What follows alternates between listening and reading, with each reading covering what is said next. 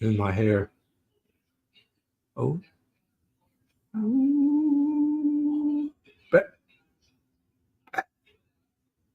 Bang! All right, guys. Welcome back to Let's Talk Rockets. Episode 55. The trade deadline is very soon. And Freddie Van Vliet just got injured.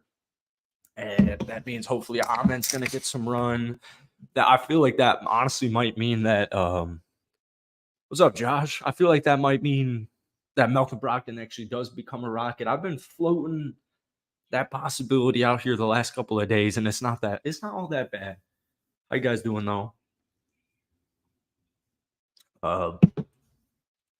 Yeah, man, trade deadline day is vastly approaching. It's so dead right now in football, man, that I told you we're gonna try and do this show all the time.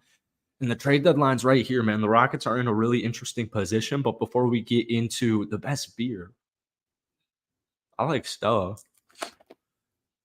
One second. So this is available on streaming platforms. You guys do such a great job at listening to it. The link's down below. Apple, Spotify. If you wouldn't mind throwing a 5-star our way, that would be great.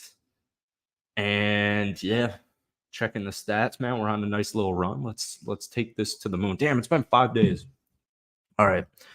Oh no, our last one that we did got cut out, and I never ended up uploading it. All right, Josh is turning 21 on February 20 in Feb. I don't know what that means, but I like stuff. This is a sparkling water. I've been seeing a lot of anti-Trader Joe's stuff. And it all makes sense. That Trader Joe's meat's a little bit weird. It makes sense because their meat is a little bit weird. You'll go buy ground beef at Trader Joe's, and the expiration date it'll be like 10 days away. And if you buy ground beef, you know that like the day after is usually when that stuff's kiboshed, and you should look elsewhere for meat. But hey, man, they had pretty good sparkling water. All right, so let's talk. I did not prepare for this at all. This was kind of just a whim in the moment. Felt like talking some Rockets here. I have a ton of tweets though, so let's see what we got going on here. As we know, the trade deadline is pretty much 48 hours away. I don't know if anybody remembers, man, the trade deadline. You know what? Maybe we'll have to. I think I can do this on Thursday. Two things. I'm very curious what the Rockets look like without Fred tonight, and I wonder if that's going to influence what Rafael Stone decides to do. And then I don't know why, but does anybody else, Josh, you remember like when the Rockets had Depot the first time, and it was like trade deadline, and we're waiting and we're waiting and waiting and waiting and waiting. I think live streaming, maybe like a 2-hour live stream at probably 1 p.m. Eastern time on Thursday might be the move.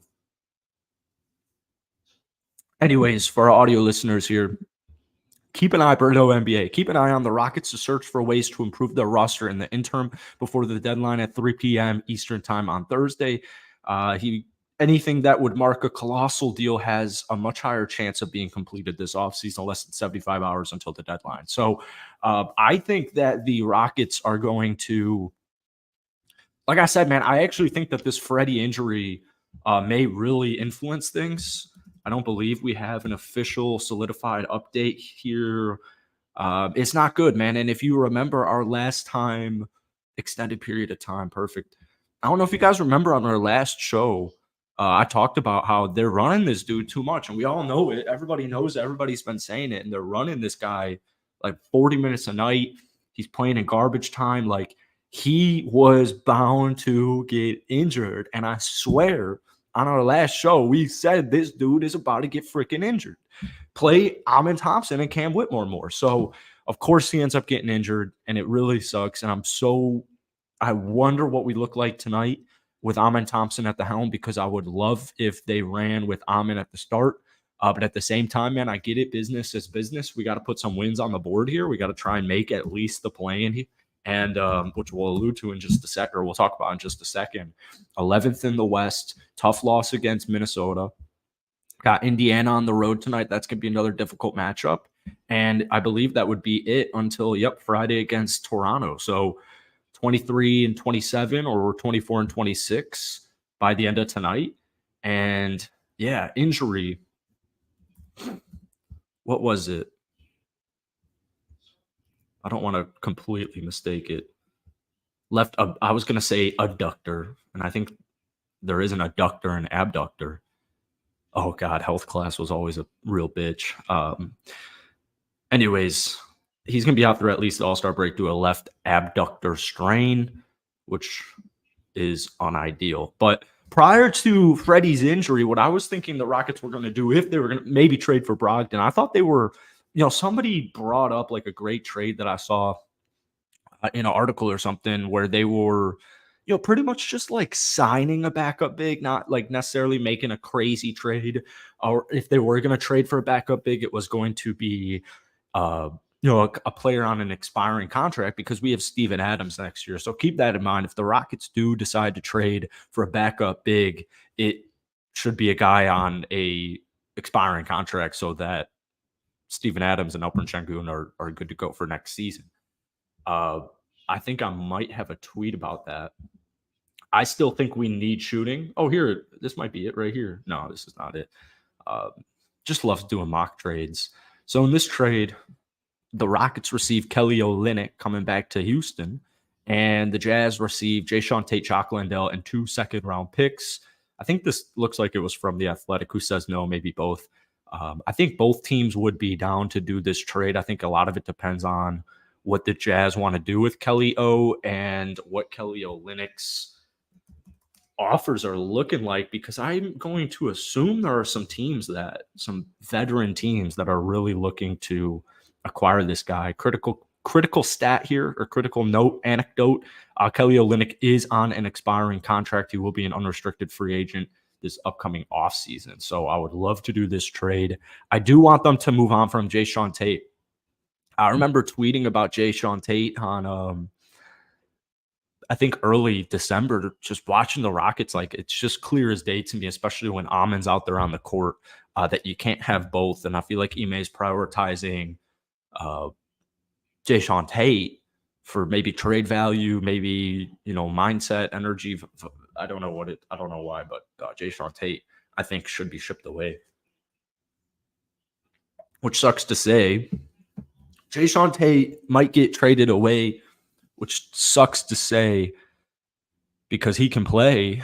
I remember one of my first ever Rockets videos was the Rockets signed Jae'Sean Tate, this random dude, it felt like out of Germany, or from Germany to the NBL in Australia, who played 4 years at Ohio State.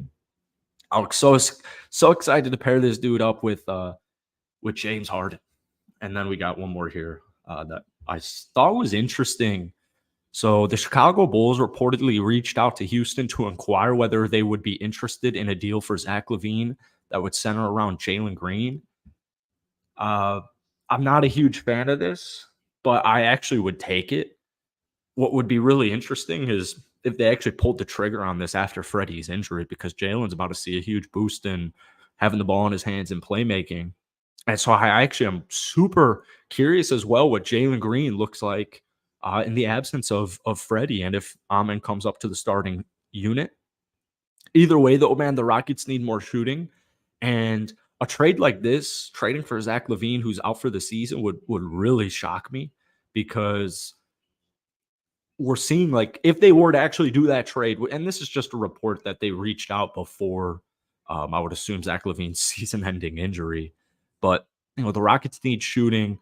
But, a couple of days ago, we saw that the Rockets made an inquiry. They sent a trade proposal to the Brooklyn Nets to trade for Mikal Bridges, and that they want to win. They want to acquire a star player so that they can win now and get into the playoffs and start this winning process.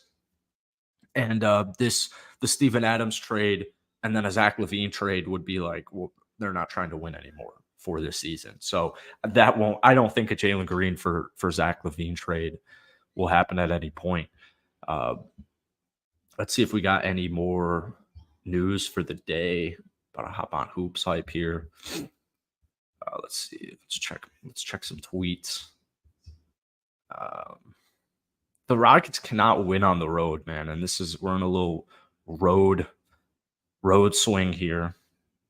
Amin Thompson is graded already as an A impact defender as a rookie. Unbelievable. Great defender, great rebounder, and he's unbelievably athletic. And once he gets a jump shot, which I think he will, at least have a viable jump shot, then yeah. All right. Oh, you know what? This is what I was talking about earlier today. I guess it was from Bordeaux. So moves I'd consider for the Rockets before the deadline. Trade Malcolm Brogdon, been a target all season. Bring shooting, defense, IQ. Also helps with Freddie injured. And then waivers sign Bismack Biyombo. Also need a short-term option with Adams being backup next year. The Rockets just cannot make threes, man. They're taking a decent amount. They're 14th in the league. You know, middle of the pack three-pointers attempted. They are bottom 10 in three-pointers made, and they are currently the fourth worst three-point percentage team. We're only putting up 113 points per game, and unfortunately, it's 2024, and that's not good. That's bottom 10 in the NBA. So a Brogdon trade really would not shock me at this point in time. Amin is what the Rockets need with hustle and rebound because we suck at that and gives us more chances for buckets.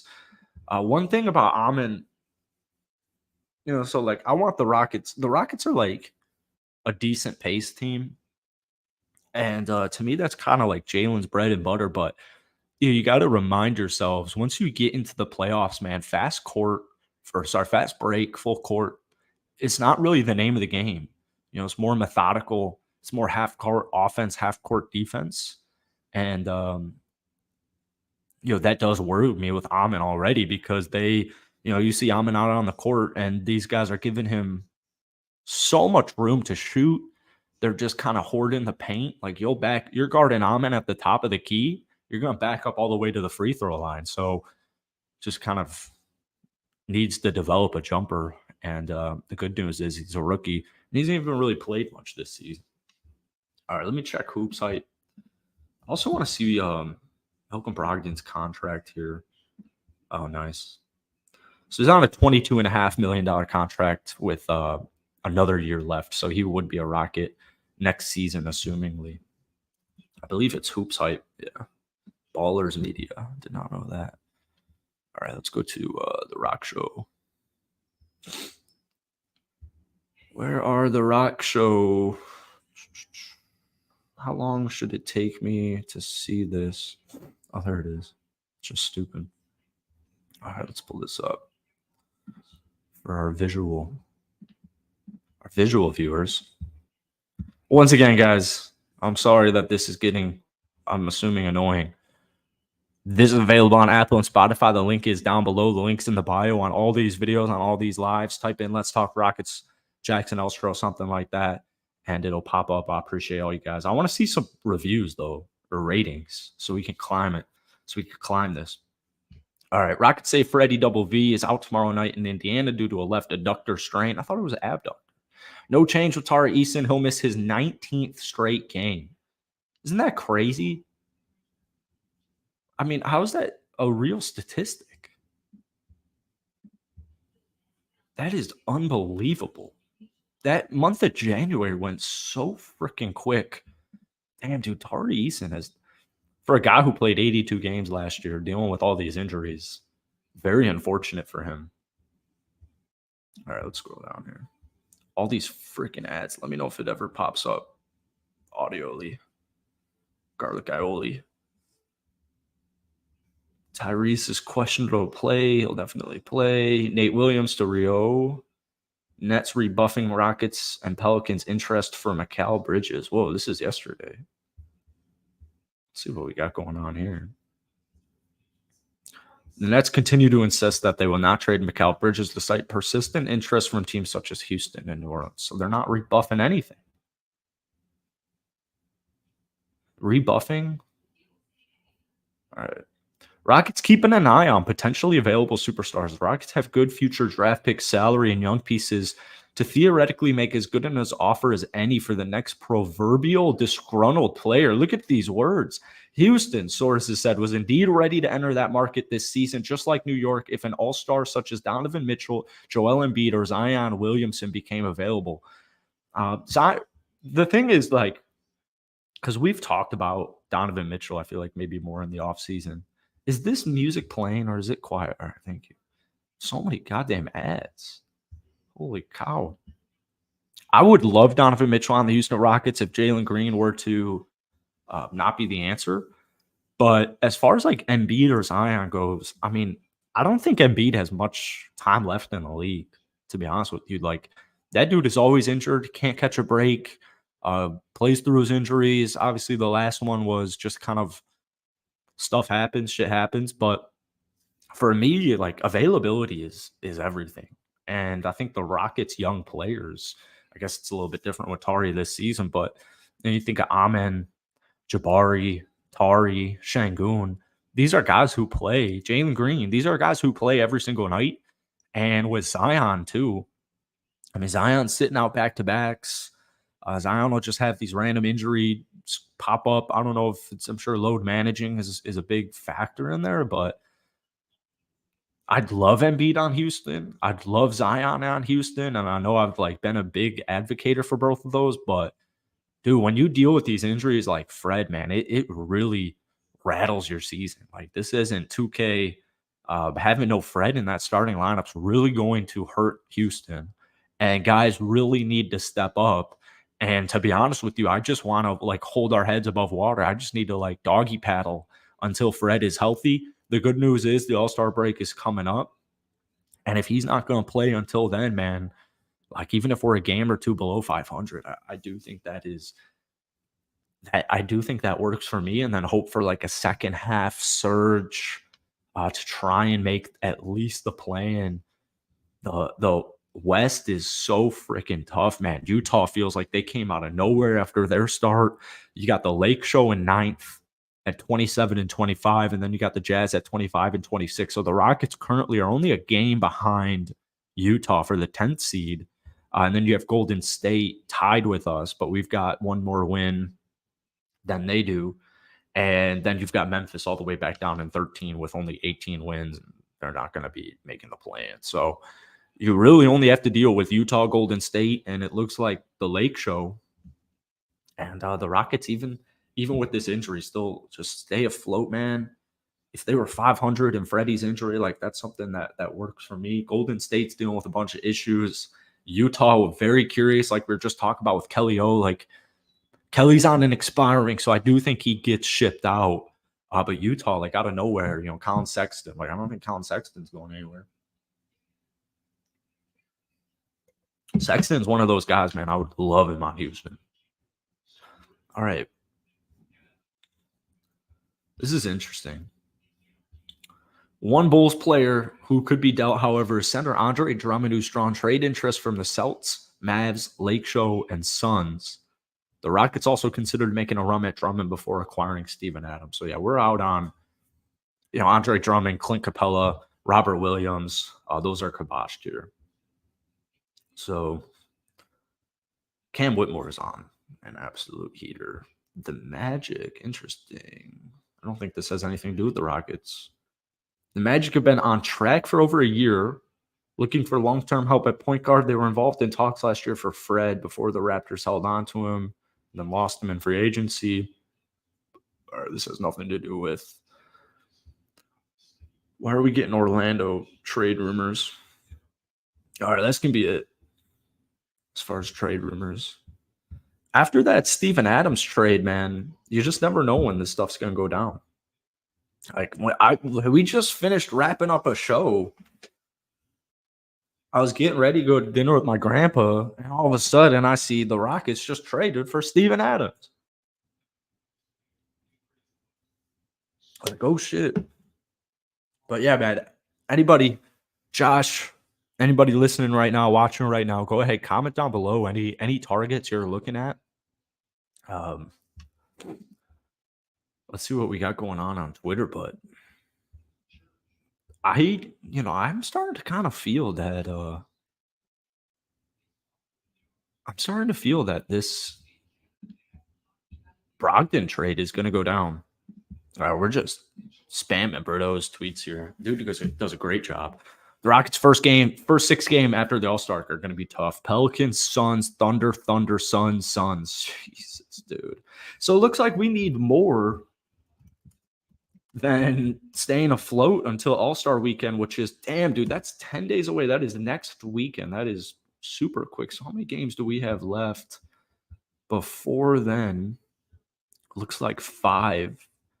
Indiana, Toronto, Atlanta, New York, Memphis. Would love to pull off a 4-1, man. If Tyrese doesn't play tonight, you got to take down Toronto. You got to take down Memphis. And then we need a win at Indy, at Atlanta, or home against the Knicks tape. And those Knicks tapes, man, they've been looking good.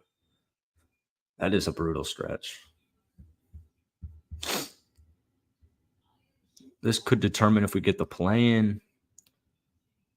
Yeah, man, really need to get Fred back in that lineup. Jeez.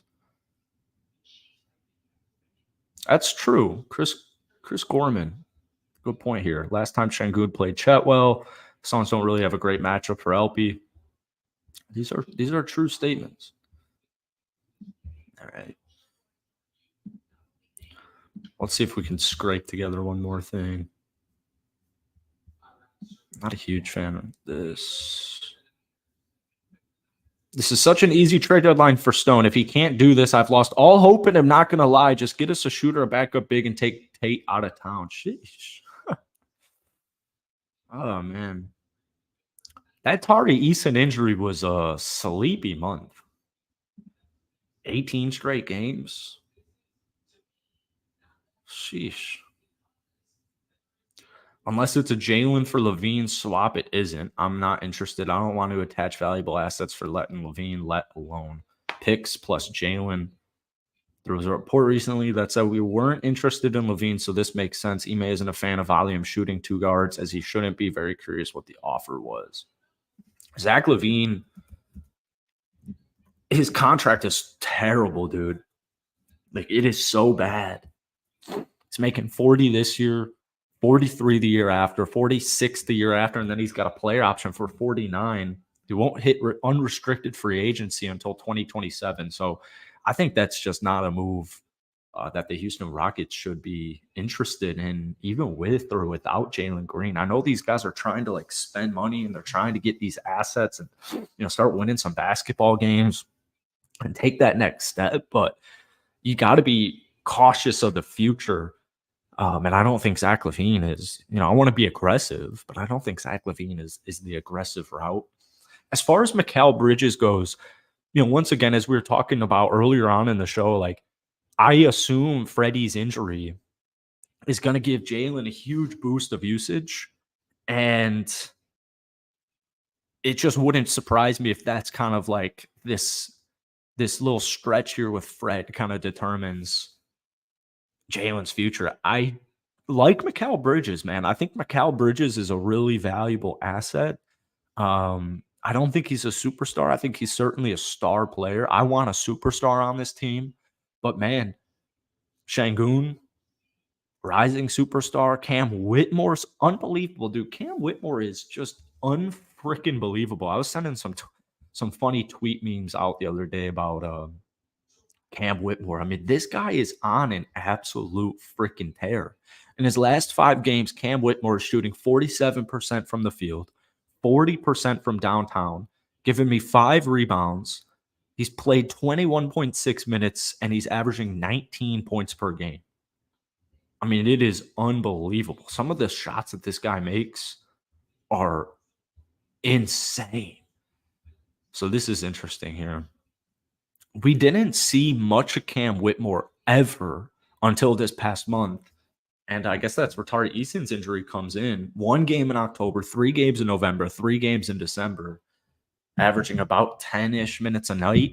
Then this past month of January, I can't believe January's already over, 17 games played, still only getting 20 minutes a night, but 13 points. In 2 games in February, he's averaging 20 minutes, putting up 20 points per game. That guy is an absolute freaking monster. And I am so excited for his future on the Houston Rockets and in the NBA here. Really sucks that Reggie. Everyone talks about the Chalk Landale shitter pickup, but Reggie Bullock, man, has just not gotten the job done. 11 minutes a night in January. He only played 6 games. He did see a huge boost in efficiency. He's back to 50% from the field and 45.5% from downtown. But that's what makes me cautious about, the Rockets wanted Brook Lopez.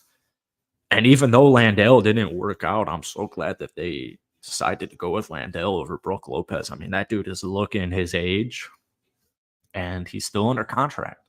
So you gotta be cautious about this. I know it's clear that the Rockets need shooting, and the Rockets need a backup big, but at the same time, I don't want to shaft what they're trying to build and what they've already built here. So that's it for today. Thank you guys for watching. If you're listening, thank you for listening. Once again, this is available on streaming platforms. Click the link down below. Let's run these numbers up. And yeah, dude, we'll see you probably tomorrow or Thursday with potentially some trade deadline updates or just a trade deadline tracker for the Houston Rockets. So let's try and get that win tonight. Would go a long way, because that 5-6 game stretch after the All-Star break isn't great, and we only got a handful of games left. So thank you guys for watching. Have a great rest of your day, and we'll catch you on the flip.